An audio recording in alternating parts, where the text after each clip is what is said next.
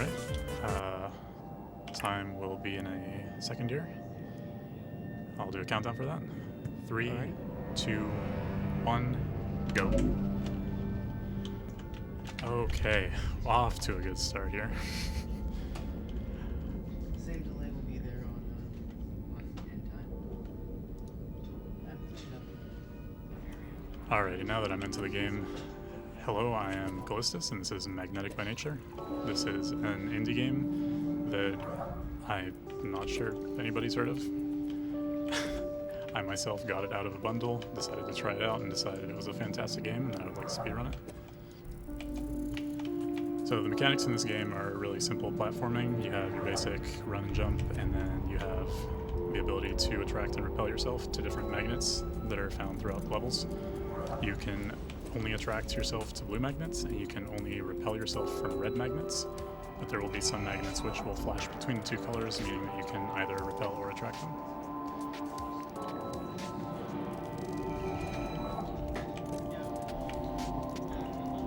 Oops. Oh dear. This game can be very uncooperative at times. If you hit the angle even slightly wrong, you can get shot off in a direction that you don't want to go.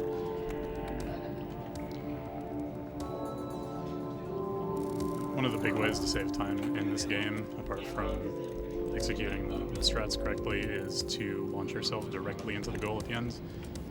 Because oftentimes, to get to the goal, you'll have to launch yourself off of something to gain speed in order to reach the goal. And it's very, very easy to overshoot the goal. So it's a balance of going fast, but not too fast. There are a couple of glitches in this game. None of them are beneficial, unfortunately. In fact, one of them is really terrible for speedrunning, which is that if you hit a floor or wall at a certain angle, you can actually get stuck inside the floor or wall and become unable to move.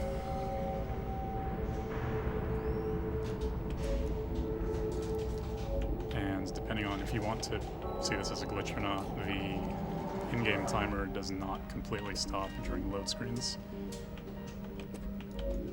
which means that we can't use real-time or in-game time, but we have to use an auto-splitter and take the time without loads from it. Which is a bit frustrating, but it's still a very fun game to play. I've had a lot of runs that haven't been recorded properly because I don't have a time without loads.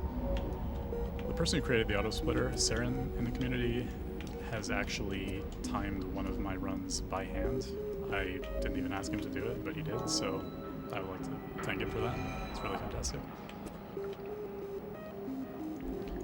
I'd also like to give a thank you to Dave, one of the developers of this game, who has really supported me in a lot of ways, but most notably he's been very responsive when I report bugs or report that the leaderboards have gone offline or they're down.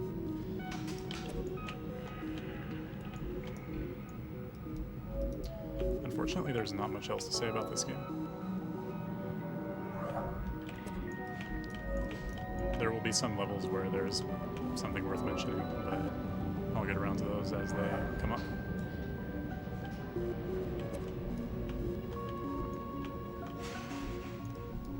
So as a point of reference, when I run this game on my computer at home, I have an SSD, and I think the load times are about a quarter, maybe less, of what they are currently. So whereas at home I would be looking for a sub 4 first world, here I probably won't be able to get that just because of the load times.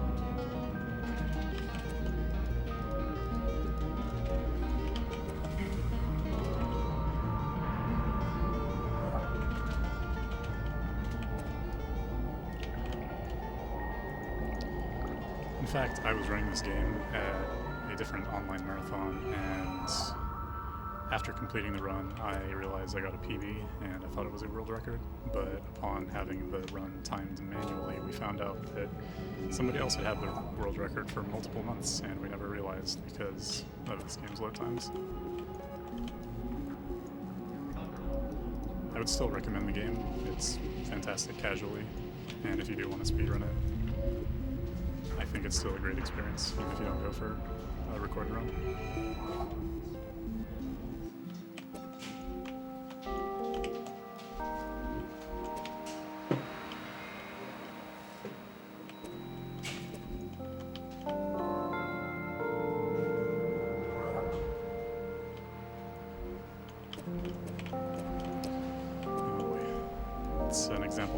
that's being uncooperative.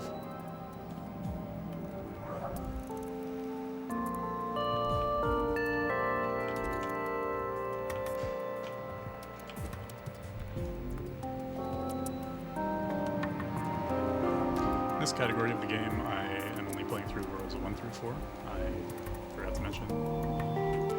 There is another world in the game, but it is technically a set of bonus levels, which you unlock after completing the base game. And they are absolutely brutal. They're precision, primarily, when this game is much more fun when you're focused on hitting boosts and going fast, swinging through levels. So I personally choose not to run the category, and if I'm perfectly honest, I don't think I'd be able to complete the levels nearly consistently. They're just that difficult.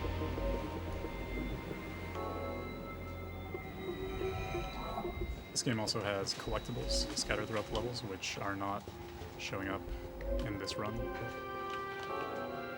But it's to my understanding that if you collect all of them, they will show up when you start speedrun mode in this game. And then you can choose to do that. There are also 4 bonus stages, which I will not be doing as a part of this run, as my only goal is to complete Worlds 1 through 4. And it's probably for the best, as one of them is rather tricky. Technically, I would call it luck-based, even though it actually isn't.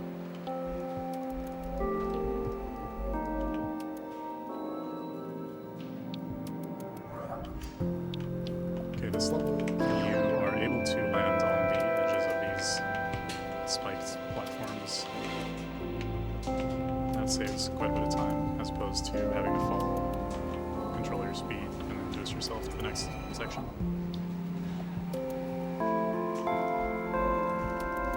There are actually a lot of individual level strategies in this game which are completely unviable for doing in a speedrun.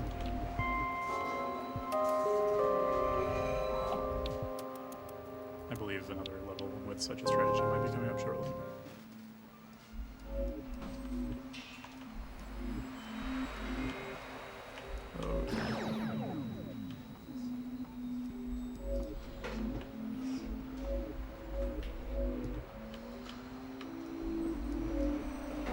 The soundtrack for this game is rather fantastic. I don't know if it's completely audible over the stream. It's rather quiet for me right now. But the soundtrack was made by one of the Kickstarter backers, to my understanding. He wrote to the developers and said he wanted to contribute to the soundtrack for this game. And I think he did an excellent job.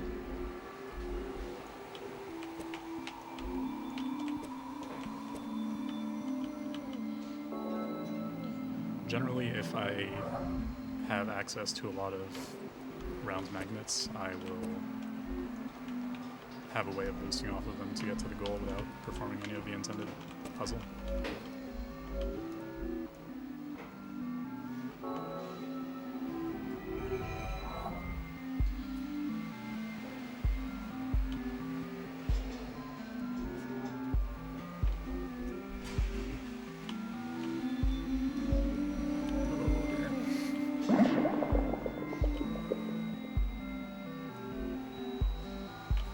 It's a very good example of how hitting the wrong angle on a magnet can completely ruin your chances at completing the level.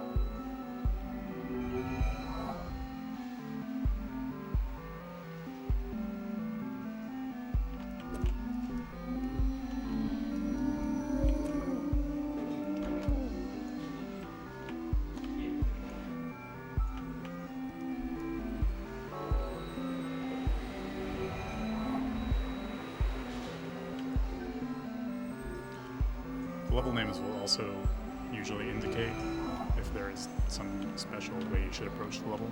The previous one was High Road, Low Road. For the longest time, I didn't know you could actually go underneath the upper section of that stage, and then I had a long, hard think about the level name and realized that it was extremely obvious.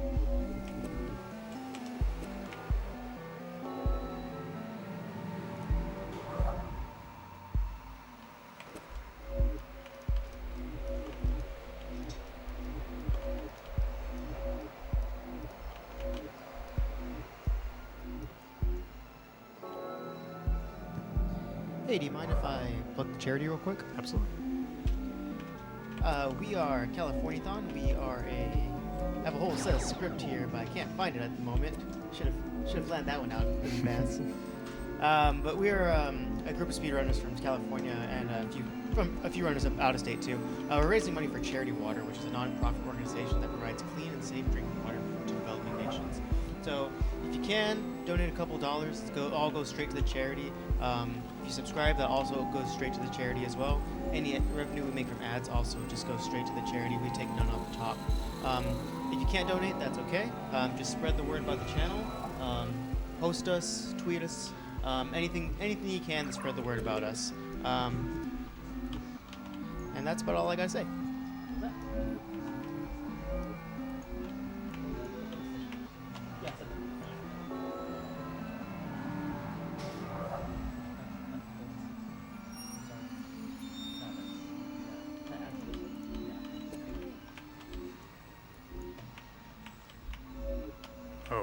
Something that slipped my mind, which is explaining these red and blue zones.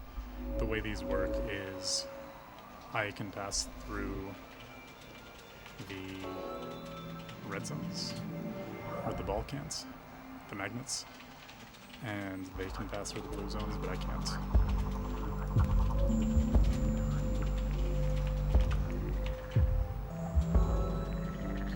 So starting from this world, a lot of the stages in this game will be cycle-based. A lot of them are pretty easy. You don't have to do a lot of waiting. There's one stage later in the game where even the title tells you that you have to sit there and wait for the first cycle to come around. I've tried many different ways of approaching it to see if I could skip the cycle, but I don't believe it's possible.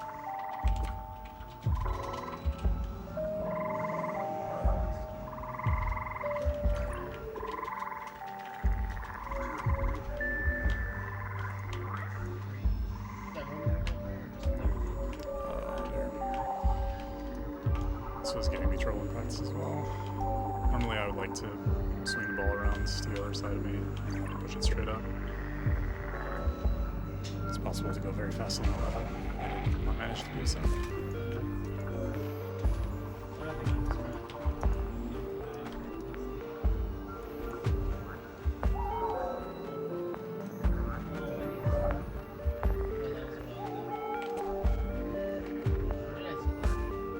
This level is rather unfortunate in a speedrun, as there is technically no way of speeding it up.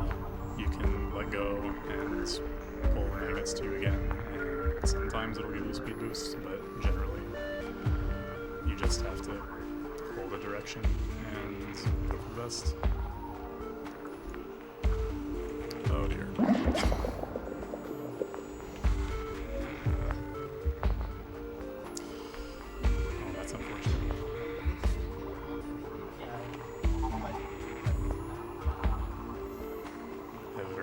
Second guessing myself at the end of this stage. I've lost in many runs since.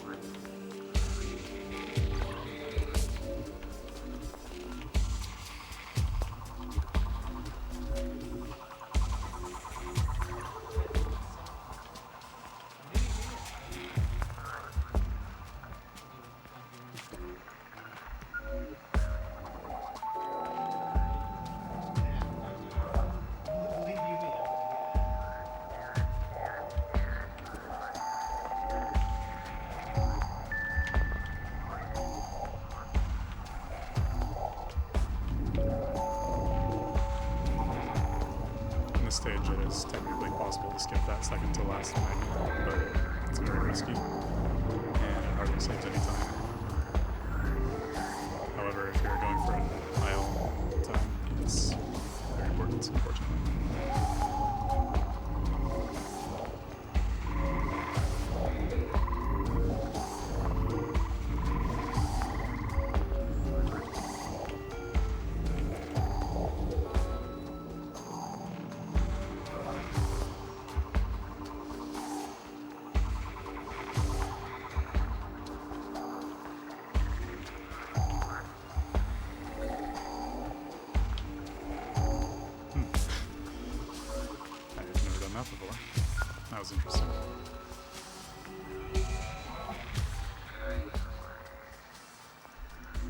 times out of 10 in this game, it's a bad idea to let the magnet go if you're anywhere near the spikes.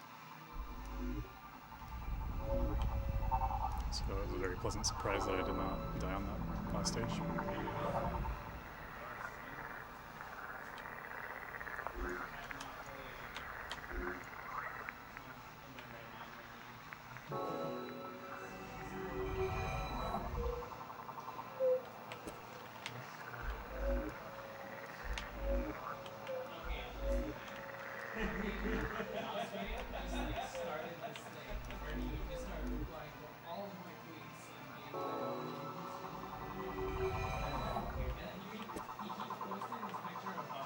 This is a stage where you get to see that there are a couple gimmicks in this game, and this one, the goal runs away from you.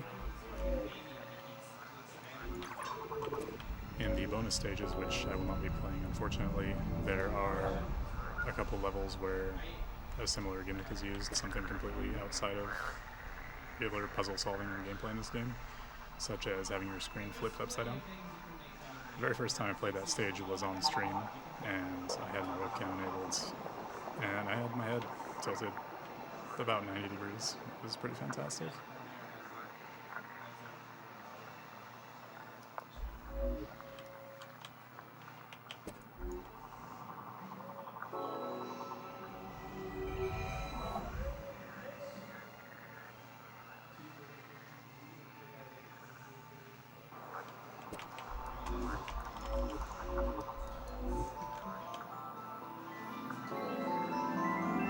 In certain stages like that, it is entirely possible to skip the majority of the level, some of them more so than others. There was a level in the previous world where I didn't really do much of anything except go to the left, and that's because some of these stages are made to be played for the collectible rather than the goal. And in those cases, they're actually very intricate and interesting.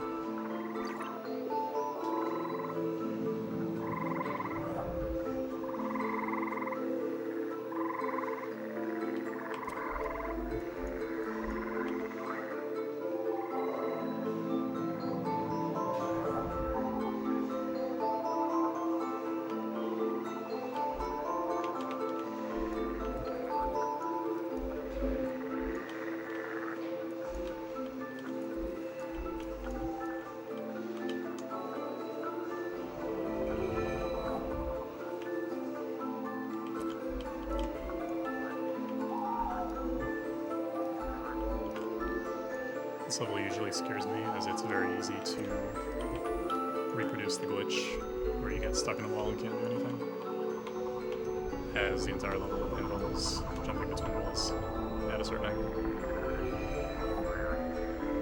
It hasn't happened in quite a while though.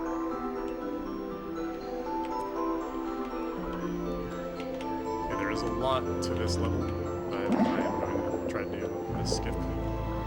It's a little precise than it probably seems like it is. I'll go for it a few more times, and if I don't get an older level, ready with it.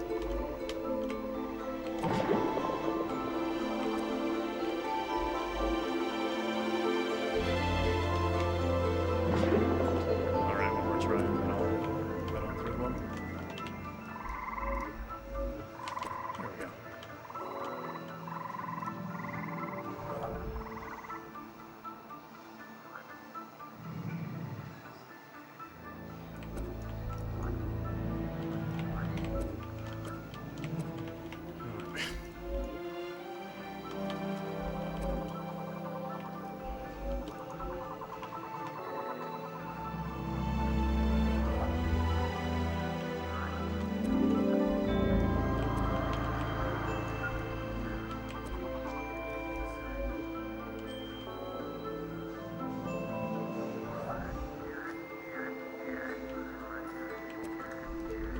As I mentioned earlier, any level where I have a pile of magnets, I'm usually not doing the intended strategy. And in this case, I'm going to try to skip to a magnet, which I should not be getting to. There we go.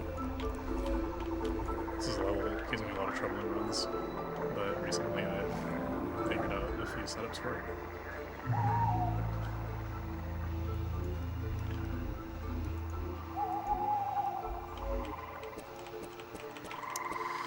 And there's the glitch.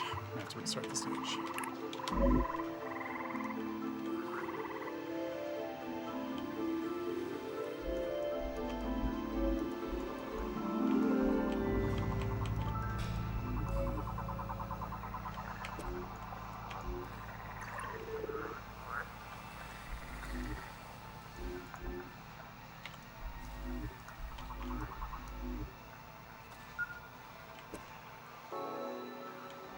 Alright, this is the final world of the game.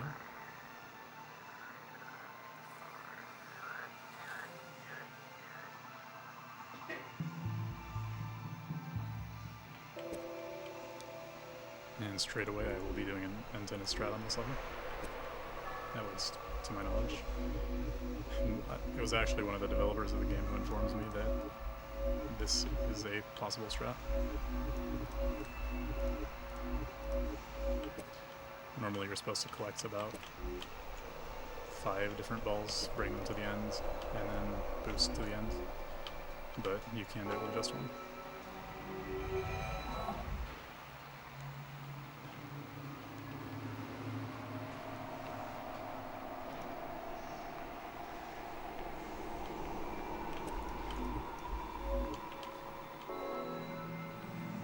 Another stage where it's possible to skip to the end, not go for the collectible.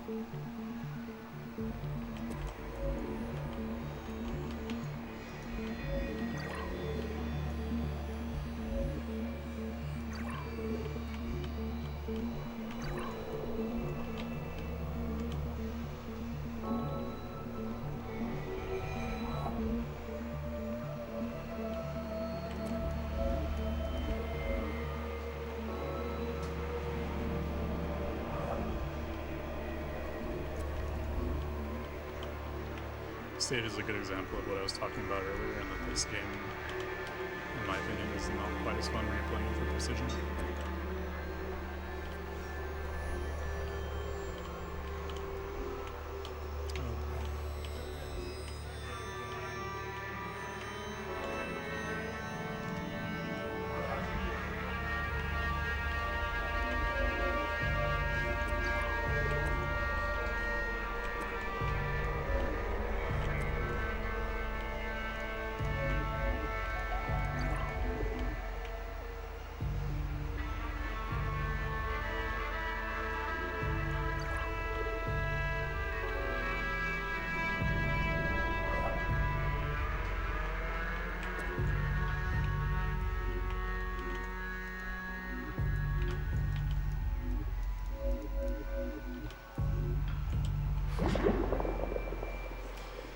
Well, that didn't happen.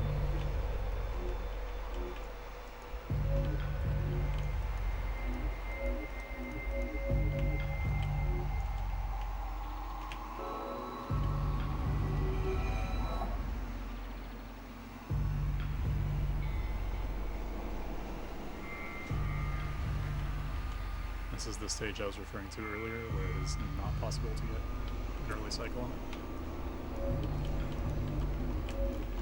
However, it is possible to get the first cycle here. Well, I guess I won't be getting it.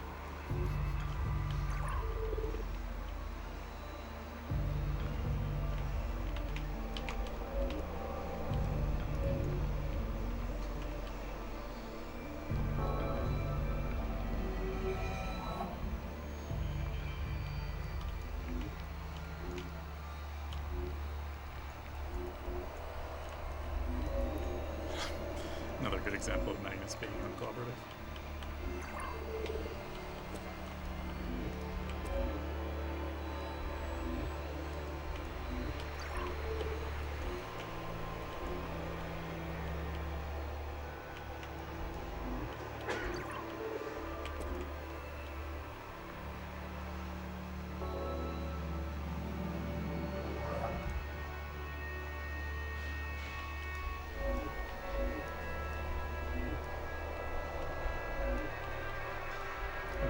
first time I ran this game, I spent a good portion of the run just doing this level, because I didn't have a setup for it at that point.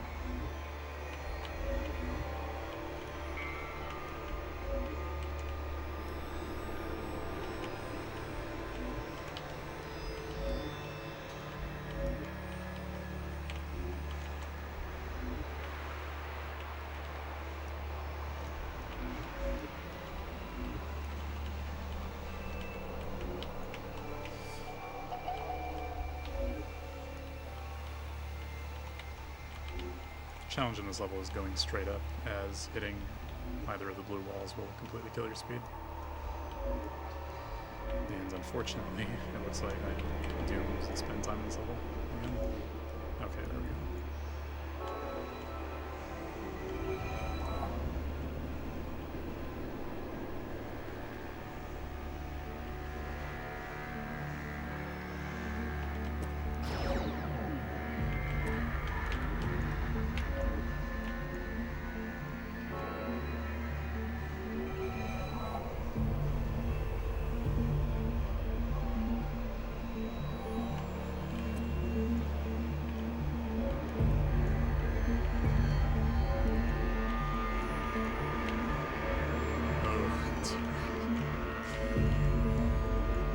It's always scary when you fall out of range of a magnet.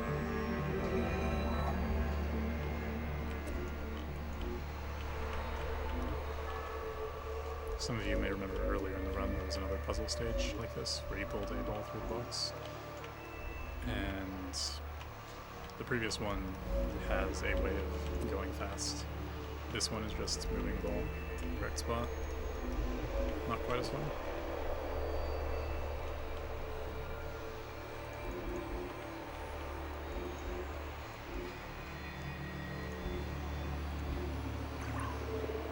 Getting a collectible on the stage is quite fun.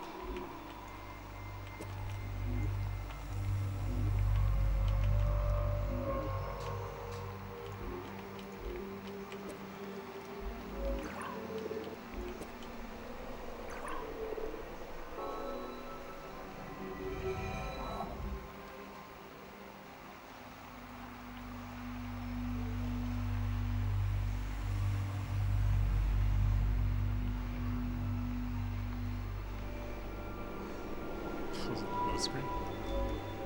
Alright, this, I believe, is the most fun loop in the game.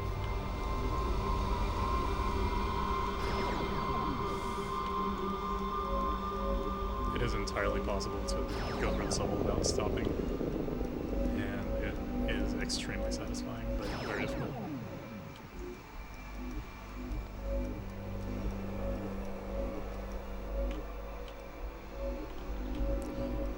That's unfortunate.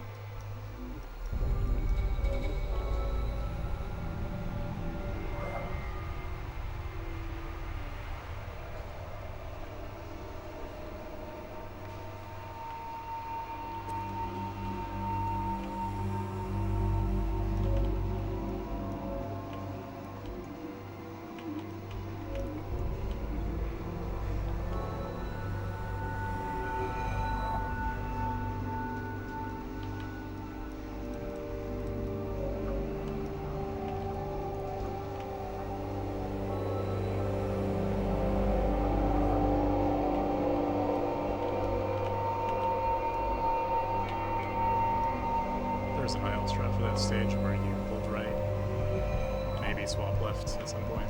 and you can just go straight to the end. Don't have to go down into any of the pits. Unfortunately, not at all feasible for I'm sorry, for a speedrun.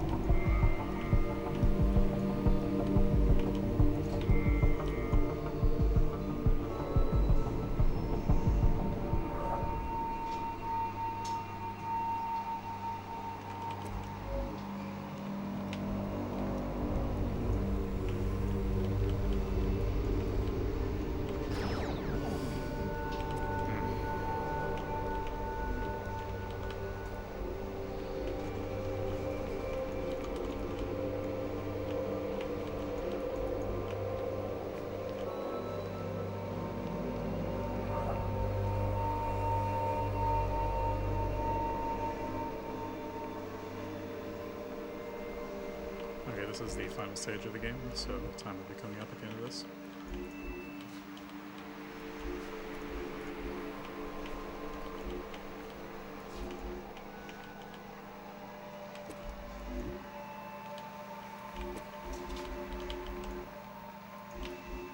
And time.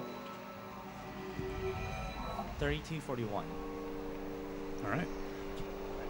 A little bit hard to tell if that was a good run based on loads, but I can look at the death counter here and see how I feel about it. Oh, okay. 16 deaths. Not terrible. All right. Alright, with that said, we're going to go straight into the next block next. We're starting with Double Dragon 3. In the meantime, we are going to take down the street real quick so we can upgrade to 60 frames per second. So hang on real tight and we'll be back real quick.